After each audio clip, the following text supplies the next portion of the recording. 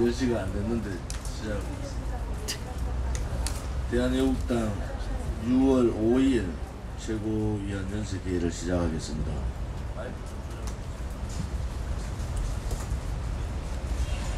소리가 잘 안 들리는 것 같아요.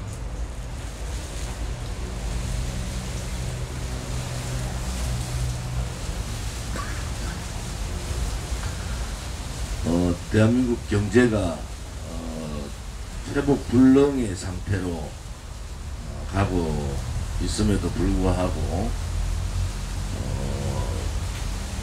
경제 주체인 사람들한테 세금으로 재정을 늘리고 있습니다. 현재 박근혜 대통령 3.0%의 성장에서 2년 만에 2.2% 성장으로 떨어졌고, 또 많은 외국의 전문가들은 1%대로 떨어질 가능성이 많다, 이렇게 얘기합니다. 보통 2% 성장이라 하더라도 경제 성장률 2%는 제로 성장에 가깝습니다. 경제학자들이나 경제 전문가들은 2% 성장은 제로 성장이다, 이렇게 표현을 합니다. 2년 만에 2% 성장, 또 혹은 외국의 전문가들 평대로 1% 후반대 성장으로 떨어지면은 그것을 회복하기가 대단히 어려운 상황으로 간다.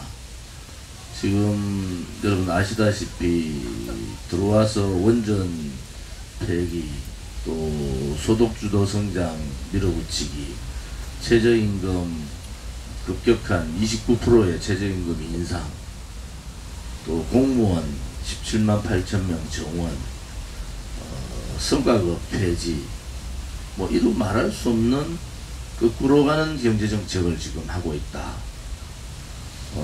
우리가 경제가 틀이 박근혜 대통령 때 제대로 잘 잡아놓고, 그 당시에 미국이나 일본이 굉장히 경제에 또 일자리에 어려움을 갖고 있을 때 대한민국은 아무튼 3%대 성장, 또 재정의 건전성, 또 미래에 대한 자금 축적, 이런 부분들을 대단히 많이 했습니다. 그런데 불구하고 이 좌파들의 정권을 잡고 국민들이 상상을 못하는 거꾸로 가는 정책, 시장경제와 동떨어진 정책을 펴므로 해서 투자가 아예 얼어붙었습니다. 그래서 투자, 또 소비, 생산, 일자리, 물가, 외환, 수출까지 최악의 상황으로 가고 있는데도 불구하고 문재인 씨는 5월 16일 날 한국 경제가 재정을 더 써도 될 수 있을 정도로 탄탄하다, 또 경제의 바탕이 제대로 자리를 잡고 가고 있다, 이런 얘기를 하고 있어요. 그러고는 또 3일 후에는 정반대의 얘기를 합니다. 국회에서 지금 자유한국당이나 야당이 출석하지 않음으로 해서 여러가지 문제가 있고 경제가 무너진다, 이런 얘기를, 또 굉장히 어려운 경제 상황에서 왜 안 들어오나, 이런 얘기를 하고 있어요. 도대체 무슨 소리를 하는지를 잘 모르겠어요, 국민들도.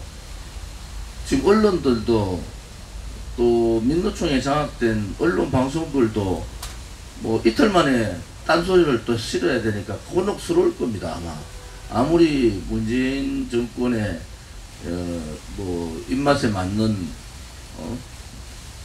보도를 하려고 하지만은 상황이 3일마다 경제정책 전반이 완전히 뒤바뀌는 상황, 경제를 보는 관점이 뒤바뀌는 상황을 대통령이라는 사람이 직접 나서서 그런 얘기를 하니까 이건 정말 지금까지 보지 못했던 우왕좌왕, 갈팡질팡 그런 정부의 모습을 보고 있습니다. 현재 홍남기 이 경제부총리가 이 국가재정과 국가부채에 대해서 얘기를 했어요.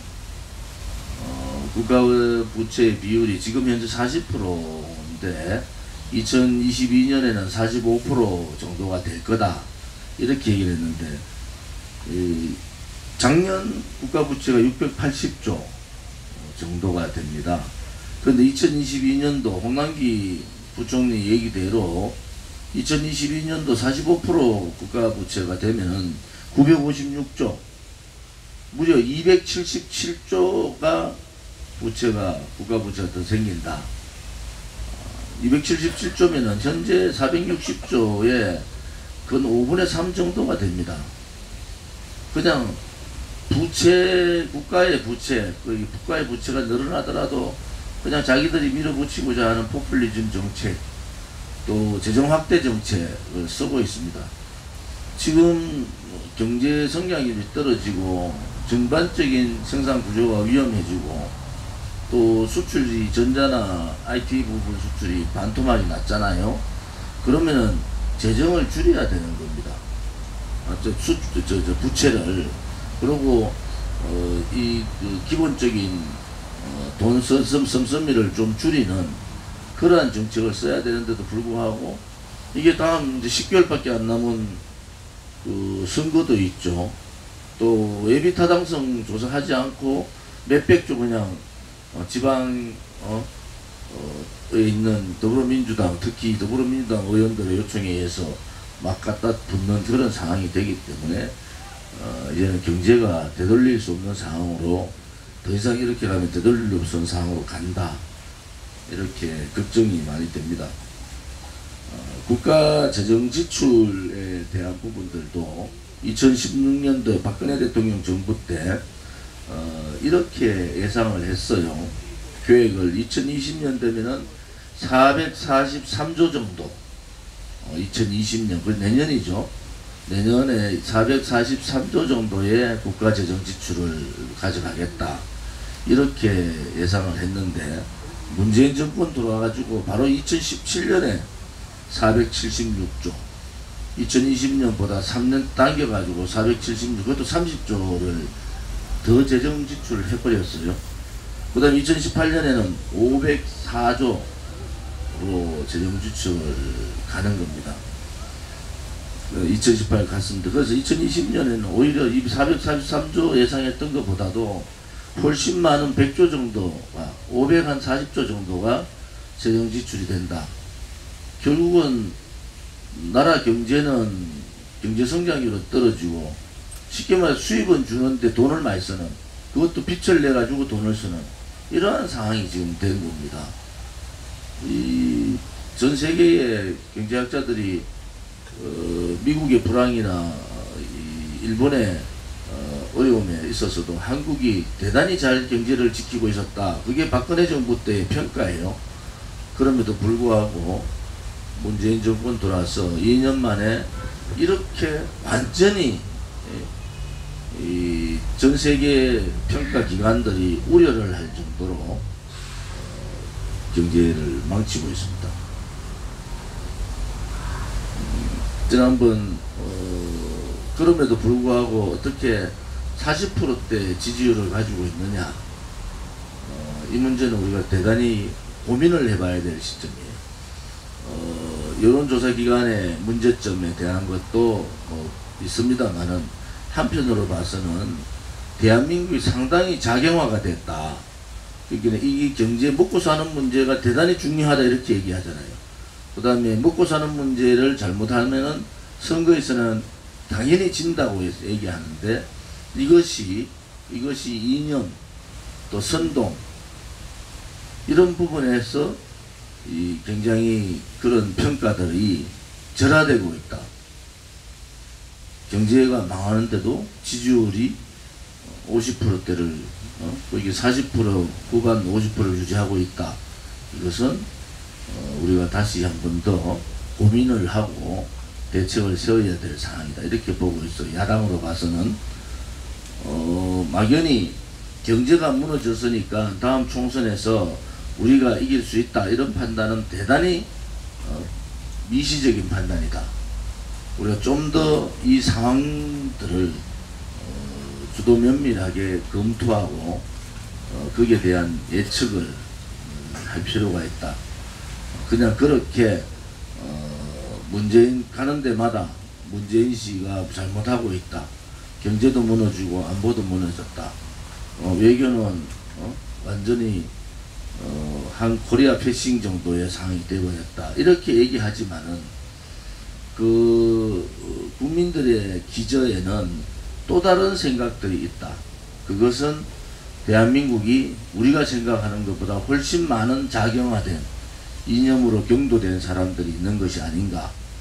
그리고 거기에 대한 부분들도 우리가 좀 더 면밀하게 검토를 하고 대처를 해야 된다. 막연히 이렇기 때문에 다음 총선에서는 혹은 이렇기 때문에 지금 더불어민주당이나 좌파 독재 정권은 무너진다. 이런 막연함보다는 거기에 대한 대책이 좀 필요하다.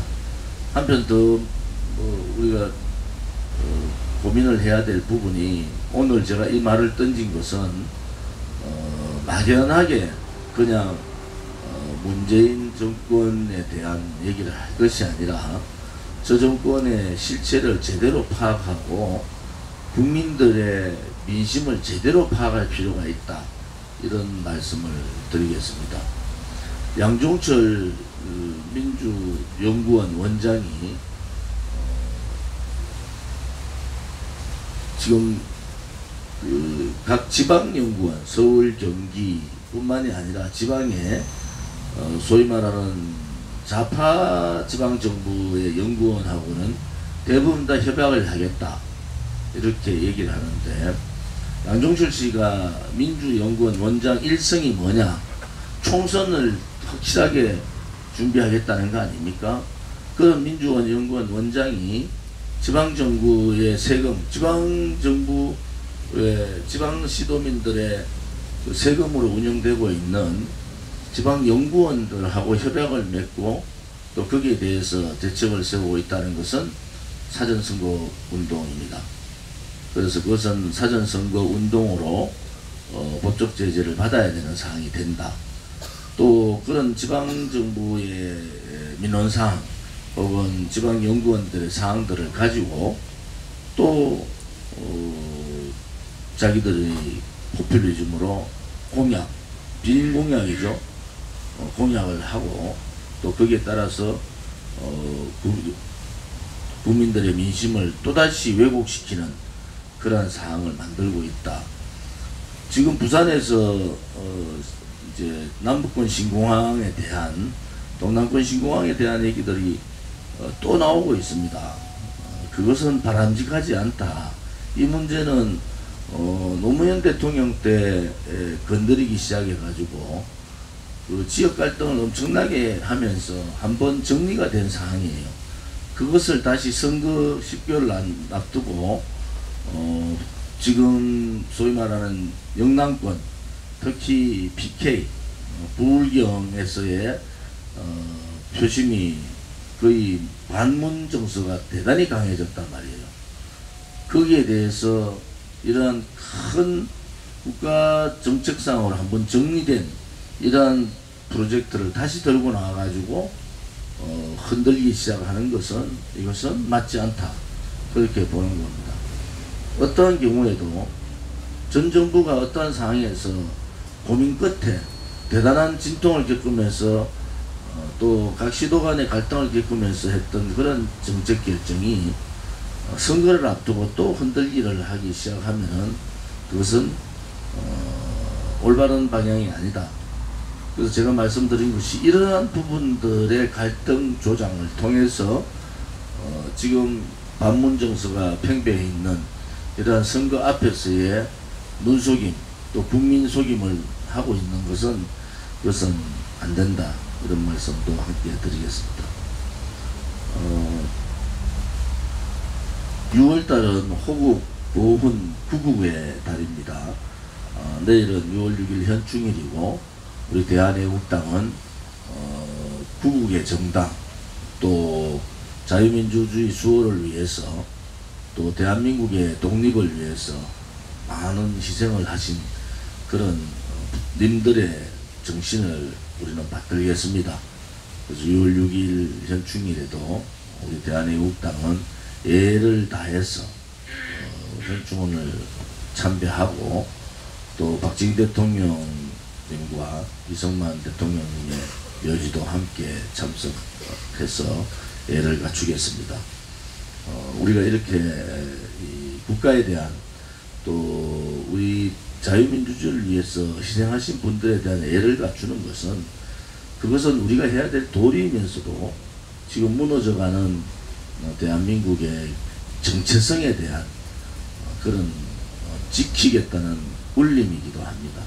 그런 부분에 있어서 우리 대한애국당 동지들이 많이 참여를 하셔서 또 교육에 있어서도 우리 집의 가장이나 집의 어른이 현충일을 잘 지키고 국가의 정체성에 대해서 확고한 신념을 보여주는 것이 그것이 대한애국당답다 이렇게 봅니다. 오늘 준비를 잘 하셔서 내일 행사에